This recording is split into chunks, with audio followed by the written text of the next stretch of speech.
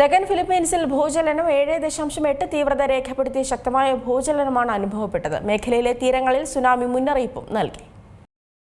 ഫിലിപ്പീൻസിലെ മിന്ദനാവോ മേഖലയിൽ ഇന്ന് പുലർച്ചെയാണ് ശക്തമായ ഭൂചലനം അനുഭവപ്പെട്ടത്.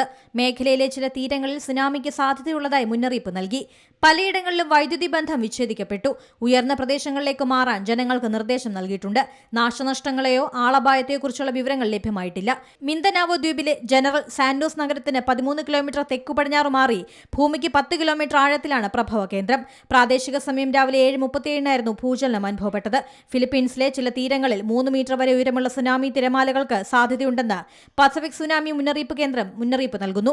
ഇന്തോനേഷ്യ, മലേഷ്യ എന്നിവിടങ്ങളിലെ ചില തീരങ്ങളിൽ 1 മീറ്റർ വരെ ഉയരമുള്ള തിരമാലകൾക്കും സാധ്യതയുണ്ട്. Taiwan, Japan, Guam, Papua New Guinea, പടിഞ്ഞാറൻ പസഫിക്കിലെ ദ്വീപ് രാജ്യങ്ങളിലും പ്രദേശങ്ങളിലും ചെറിയ സുനാമി തിരമാലകൾക്ക് സാധ്യതയുണ്ട്.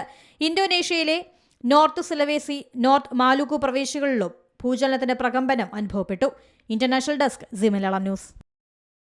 ഏറ്റവും പുതിയ വാർത്തകളും വിശേഷങ്ങളും വിരൽത്തുമ്പിലറിയാൻ സീ മലയാളം ന്യൂസ് എല്ലാ ഡിജിറ്റൽ പ്ലാറ്റ്ഫോമുകളിലും ലഭ്യം.